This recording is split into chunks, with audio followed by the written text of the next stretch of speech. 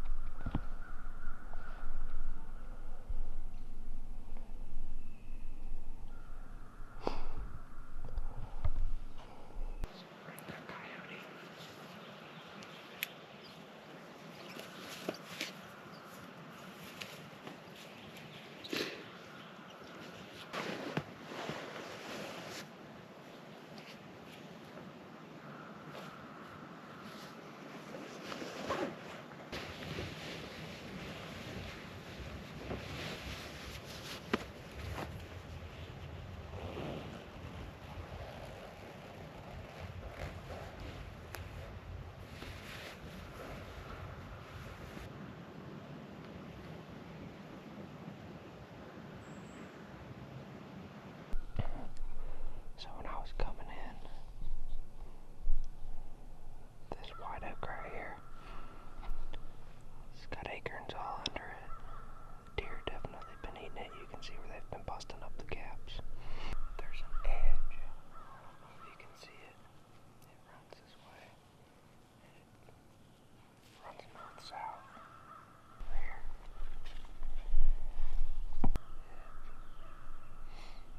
Runs down.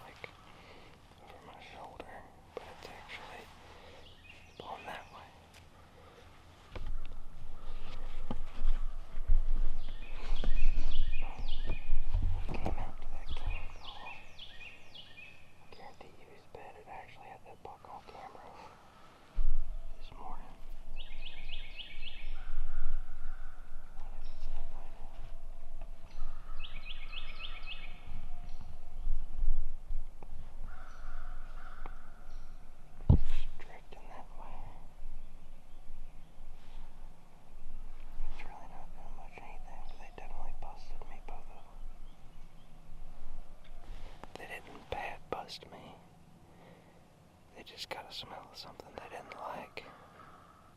He kind of walked off the doe where the buck never flagged.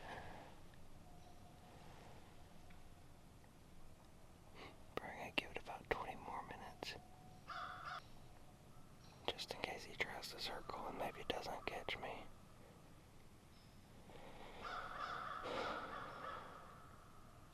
I probably would have picked somewhere different if the wind would have said it's gonna be doing what it's doing. It's supposed to be east, southeast, which would have been perfect. I would have killed him right there if I had an east, southeast wind. Both of them kind of looked at me, but it wasn't until they got nervous and smelled something did they look at me, so I don't think they saw me. And they never really pinned on to me either. They just kind of looked at me like I looked suspicious. So, that's a nice buck. He's not the biggest, but he's a good one. Probably a 4-year-old. I think he's like a 7-point, but he's got like 6-inch brow tines. He's pretty. 15, 16 inches wide. Really, really good East Texas deer. Good public land East Texas deer. He's not just a giant, but pretty deer. I knew he was in here. Interesting information, too. I had him on camera about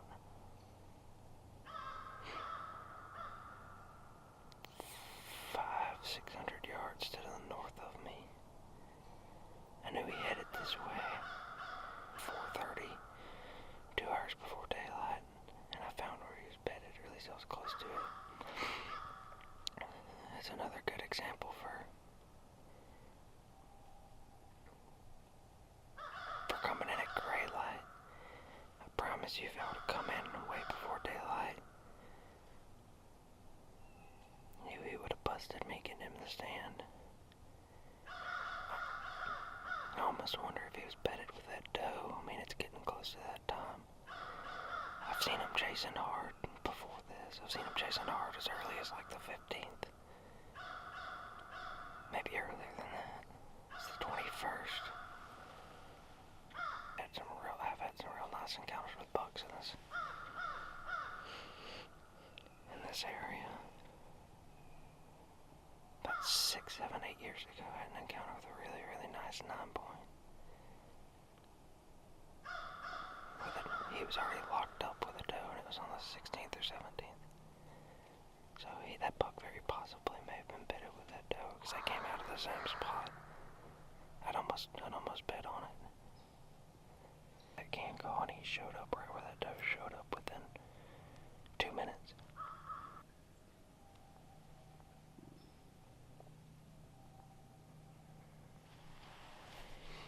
He got all the way into about 47, 48 yards. I mean, he's right there in my weak side of the saddle. First week of November, I can kill a deer in here. But there's 2 more deer that are really big for East Texas that I want to go on. One of them I need to find. He's nasty. He's like a 16-point. He's got like 3-inch stickers coming off his G2s. And some other crazy sticker points. He's a mainframe 10 with a bunch of trash. He's tight, but cool deer. I had him last year, but I'm just not right quite on him. I'm just off of him, but there's a really, really nice 9-point in there. By hunting there during the rut, I'll kill him, or I'll have a really good opportunity to. It was a cool encounter this morning. A nice buck. Yeah. Big old brow tines. I'm about to look at the footage and see what I got. 4 more does came through. I saw a coyote. There was a doe, and then I hit that can call, and 2 minutes later he came out of that bedding area. He came snooping around and he got my wind just like the doe did. He got it within 15 yards of the same spot. So it was supposed to be blowing this way, the east southeast, but it was blowing that way. I mean, it was the 100 degrees, 120 degrees different what it was supposed to be, almost. So, it is what it is.